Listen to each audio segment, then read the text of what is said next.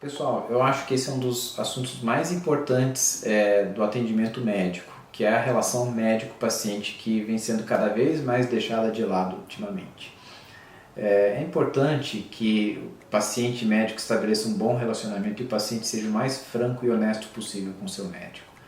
Eu vejo que muitos pacientes chegam no consultório do médico, eu vou falar principalmente de obesidade, de sobrepeso, que é o que vem mais no consultório do médico endocrinologista, mas isso vale para todas as outras doenças, vale para diabetes, vale para hipertensão, vale para asma, enfim. O paciente ele vem com uma queixa, vem com uma doença e ele não relata tudo que deve relatar ao seu médico. Então vamos dar um exemplo no caso da obesidade. O paciente ele diz que ele está engordando, a situação mais comum que a gente encontra na consulta médica.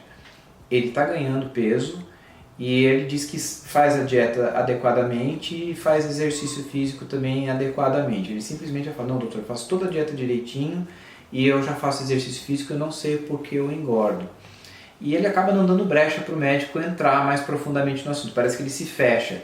Se a gente começa a abordar esse assunto, ele já fica resistente, fala, não doutor, eu faço dieta direitinho, tem que ter algum problema de hormônio, tem que ter, é a minha tireoide, é o cortisol, enfim, então o paciente ele coloca já uma barreira e não deixa o médico entrar no interior desse paciente.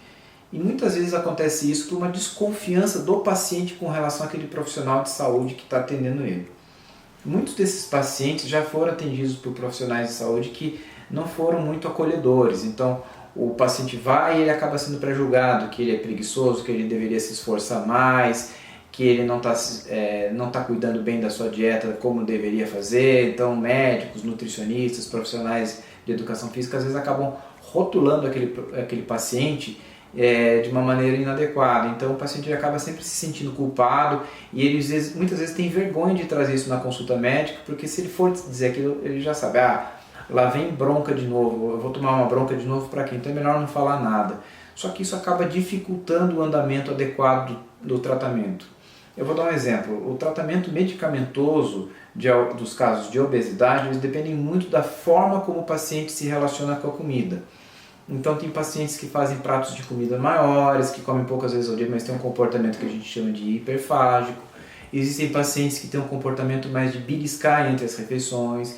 Existem pacientes que têm surtos de compulsividade alimentar, ou seja, não é todo dia que eles comem errado, mas às vezes dependendo do estado de humor do paciente, escondido das pessoas, eles comem uma quantidade muito grande de comida, até passarem mal, tem uma sensação de perda de controle e tem vergonha de relatar aquilo, porque geram realmente uma situação constrangedora. Além dessa questão da vergonha e do medo de ser pré-julgado, uma outra situação que faz com que o paciente não recorde de tudo durante a consulta médica e acaba atrapalhando a conduta é o esquecimento. Então, às vezes o paciente ele tem aquele padrão alimentar de beliscar nos intervalos entre as refeições, ele acaba não computando aquilo como caloria extra, às vezes é o final de semana que ele simplesmente ignora. A gente já falou disso no outro vídeo sobre 5 motivos que não me fazem perder peso, mas é sempre bom reforçar que às vezes é o recordatório do paciente que não é o mais confiável possível.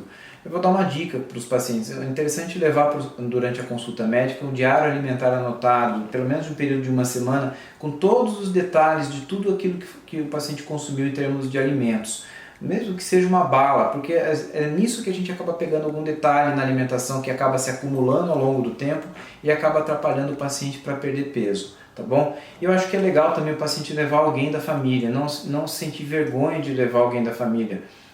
Muitas vezes eles ficam com medo de serem mais uma vez pré-julgados, mas às vezes o familiar observa certas situações clínicas de certos comportamentos que o paciente tem que ele não enxerga. Então é legal levar alguém próximo que já apontou o dedo para o paciente, assim, não no sentido pejorativo da palavra, mas que já apontou certos problemas de comportamentos alimentares ou com relação à atividade física durante a consulta, porque ele pode passar informações mais confiáveis para a gente e isso acaba somando e ajudando muito o médico durante o atendimento, tá bom?